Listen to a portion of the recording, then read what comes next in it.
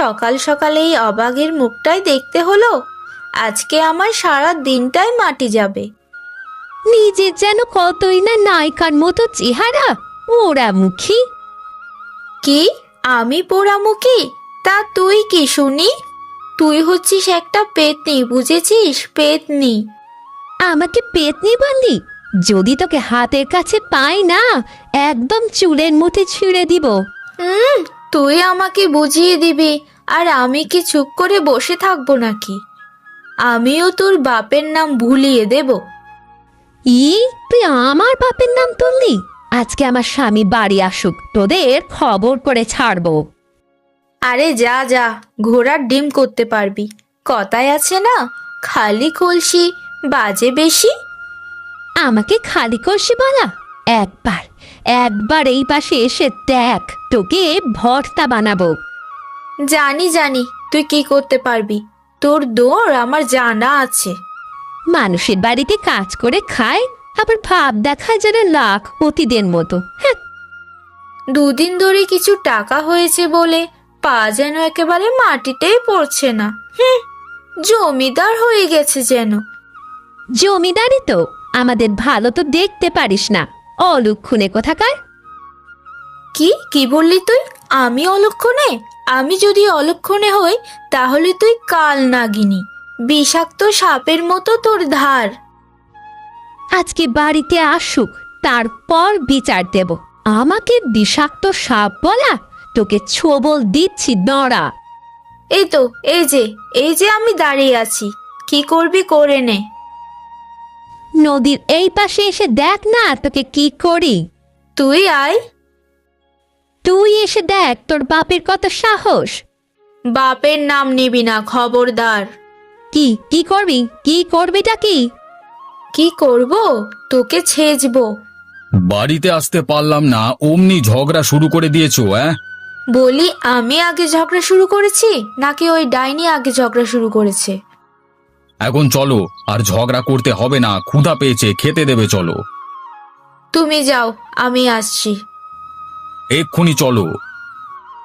চলো তাহলে, তুমি হাত মুখ ধুয়ে ভেতরে যাও, আমি তোমাকে খাবার দিচ্ছি। আচ্ছা।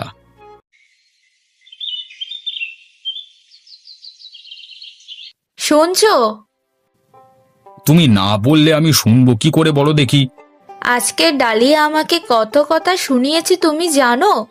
অলক্ষণে, কাজের বেটি, বাপের নাম তুলে আরো কত কি শুনিয়েছে। তুমি তার সাথে শুধু শুধু ঝগড়া করতে যাও কেন? কি বললে? আমি ঝগড়া করতে যাই নাকি সে উল্টে আমার সাথে ঝগড়া করতে আসে? আরে ঝগড়া করতে আসলে তুমি কথা না বললেই তো হয়। তুমি আমার পক্ষে কথা না বলে তোমার ভাইয়ের বউয়ের পক্ষে কথা বলছো। তুমি দেখছি আমাকে ভালোই বাসো না, না হলে ডালিয়া যে আমাকে এত কথা শোনালো তুমি তাতে কিছুই বললে না। কি বলবো? তুমি তো একটু প্রতিবাদ অন্তত করতে পারতে। সে ঝগড়া করতে আসলে তুমি কোনো কথা বলবে না? আমি কেন কথা বলবো না বলো তো? আমি তো আর জেছে পড়ে ঝগড়া করতে যাইনি, সেই তো ঝগড়া করতে এসেছে। তুমি তাকে এভাবে কথা বলতে নিষেধ করবে। আচ্ছা আচ্ছা, বলবো বলবো, এখন একটু চুপ করে থাকো, শান্তি মতো খেতে দাও। এই, তুমি কি বললে? আমি বেশি কথা বলি? তোমাকে আমি শান্তি মতো খেতে দিই না? বলি, এমন কথা তুমি বলতে পারলে? ভুল হয়েছে আমার, এখন একটু চুপ থাকো। ঠিক আছে, এই যে আমি চুপ থাকলাম।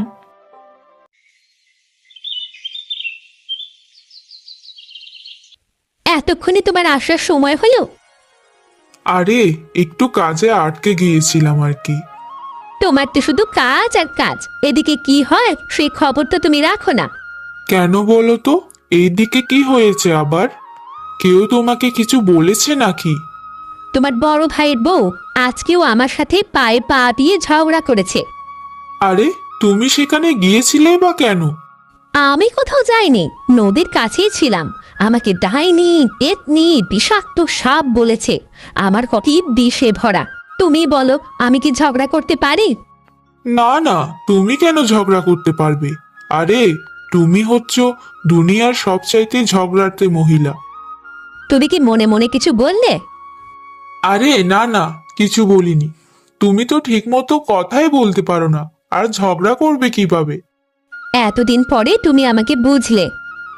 হ্যাঁ, সব ঝগড়াই তো আমার বড় ভাইয়ের বউই করে। তা এখন কি আমাকে কিছু খাবার খেতে দেবে, নাকি না খেয়ে থাকবো? না খেয়ে থাকবে কেন? তুমি ঘরে আসো, আমি তোমায় খাবার দিচ্ছি।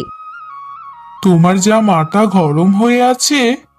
মাথা গরম কি আমি ইচ্ছে করে করেছি নাকি? ওই ডাইনি তো মাথা গরম করে দিল। হয়েছে হয়েছে, এখন তুমি শান্ত হও। চলো, আমাকে গিয়ে খাবার দেবে।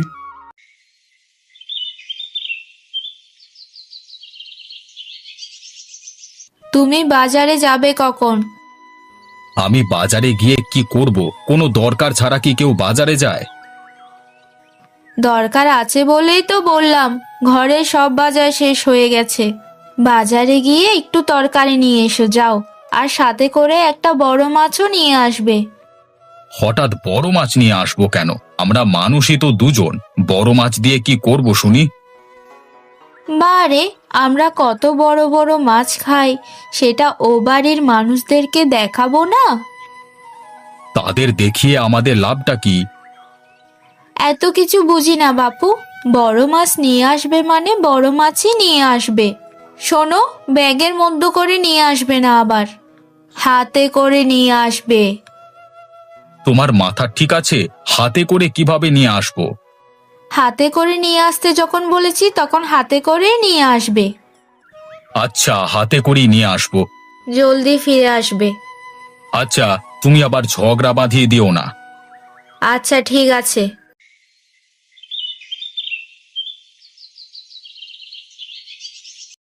এই বউ, আমি বাজারের দিকে গেলাম। হয়তো মানুষ ধান নিয়ে বসে থাকবে হয়তো। তুমি যে ধান ব্যবসায়ী, আবার ধান নিয়ে মানুষ বসে থাকবে? হাসালে তুমি। হ্যাঁ, হাসো, তুমি হাসো। আচ্ছা, এগুলো বাদ দাও, তা বিচার করবে না তুমি? তা কিসের বিচার করব শুনি? তোমার বড় ভাইয়ের বউ যে আমাকে এত অপমান করলো, সেটার বিচার? যার মানি নেই তার আবার অপমান? হা! কিছু বললে তুমি? না, বললাম রাজুর সাথে দেখা হোক, তখন তার একটা হেস্তনেস্ত করব। মনে থাকে যেন। হ্যাঁ হ্যাঁ, মনে থাকবে মনে থাকবে। আসার সময় বাজার থেকে কিছু লাউয়ের শাক নিয়ে আসবে। লাউয়ের শাক? তা দিয়ে তুমি কি করবে? লাউ শাক মানুষ কি করে? কি আর করে, মানুষ খায়। তাহলে আমিও খাবো। আচ্ছা শোনো না, আবার কি হলো? আমাকে একটা নতুন শাড়ি কিনে দেবে?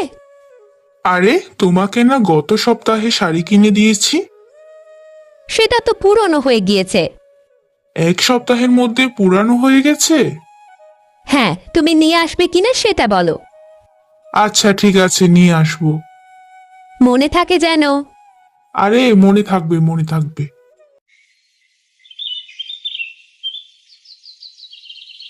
আরে রাজু ভাই যে, তা বাজারে গিয়েছিলে নাকি? হ্যাঁ রে, ঘরে বাজার সদাই শেষ হয়ে গেছিল, তাই বাজার এসেছিলাম। তা হঠাৎ এত বড় মাছ নিয়ে এলে যে? ঘরে কি কোনো মেহমান আসবে নাকি? না রে, তোর ভাবি নিয়ে যেতে বলেছে, তাই নিয়ে যাচ্ছি। জানিসই তো তোর ভাবি কেমন, একবার যা বলে তাই করে ছাড়ে। বৌদি তো আজকে আমার বউকে অলক্ষণে, কালনাগিনী, ডাইনি এসব কথা বলেছে।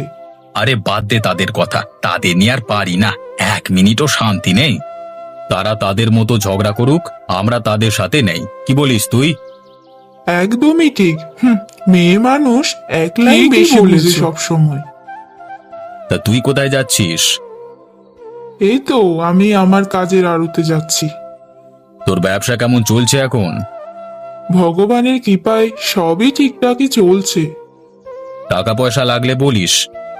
আচ্ছা দাদা, বলবুক্ষণ। বাড়ি যেতে হবে রে, দেরি হলে তোর ভাবি আবার জিজ্ঞাসাবাদ শুরু করে দেবে। হা হা, আচ্ছা যাও, আমারও কাজের আড়তে যেতে দেরি হয়ে যাচ্ছে। আচ্ছা যা, পরে দেখা হবে। হ্যাঁ হ্যাঁ, ঠিক আছে।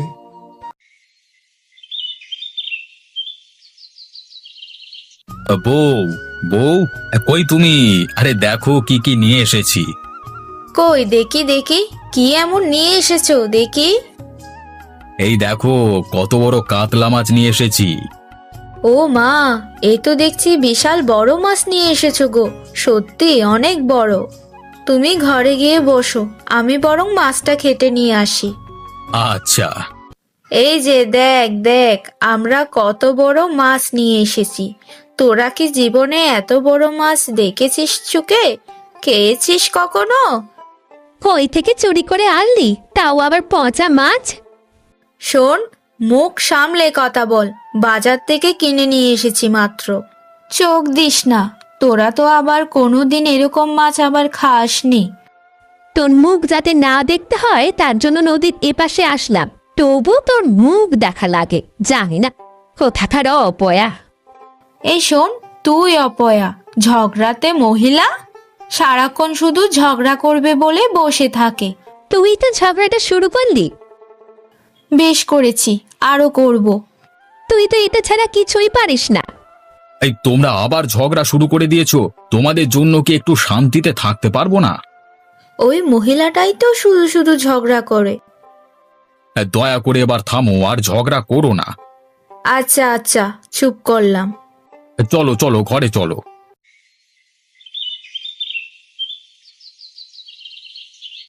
এই বউ, কি করছো? এসে গেছো তুমি? হ্যাঁ, তা তুমি কি করছো শুনি? ঘর ঝাড়ু দিচ্ছিলাম, তা তুমি বাজার থেকে আমার জন্য নতুন শাড়ি নিয়ে আসোনি?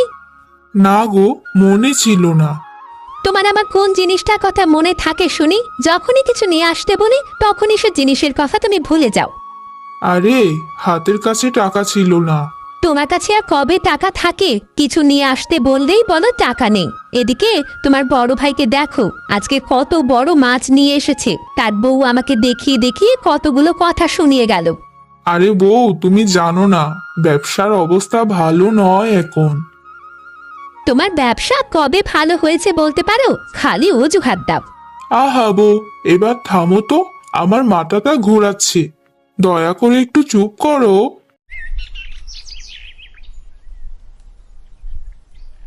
আরে, কি ব্যাপার ভাই, তুমি হঠাৎ আমার দোকানে? আর বলিস না, বাড়িতে সারাদিন শুধু ঝগড়া আর ঝগড়া। এইসব শুনতে শুনতে অতিষ্ঠ হয়ে গেলাম। ঠিকই বলেছ, সারাদিন শুধু অভিযোগ আর অভিযোগ। এত অভিযোগ শুনতে শুনতে আমি ক্লান্ত হয়ে গেছি। এর একটা সমাধান করা উচিত এখন। তা কিভাবে কি সমাধান করবে ভেবেছো? শোন, আমার কাছে একটা বুদ্ধি আছে, সেই অনুযায়ী কাজ করতে হবে। কি বুদ্ধি গো দাদা? শোন, তুই বাড়িতে গিয়ে এমন ভাব করবি যে তোর ধানের আড়তে তুই অনেক টাকা লোকসান খেয়েছিস। এখন কি করবি?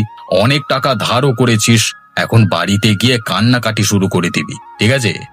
আমার বউ যা চালাকের চালাক, এসব কথা তো বিশ্বাসই করবে না।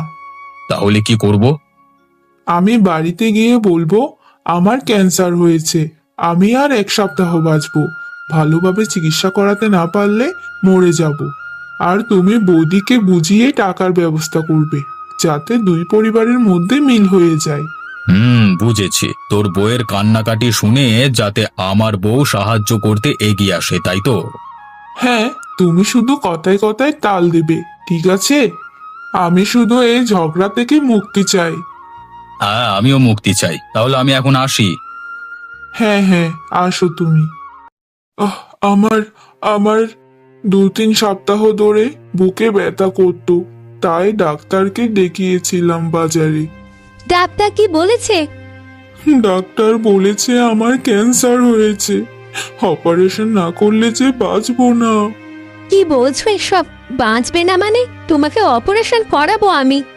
অপারেশন করাতে তো অনেক টাকা লাগবে, 2 লক্ষ টাকা প্রায়। অত টাকা কি আর আমাদের আছে? টাকার জন্য মনে হয় তোমাকে আর বাঁচাতে পারলাম না। এখন আমার কি হবে? আমি কি করে বাঁচবো তোমাকে ছাড়া?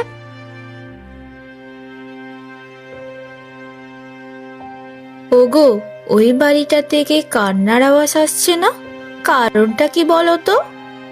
শুনলাম আজিজের ক্যান্সার ধরা পড়েছে।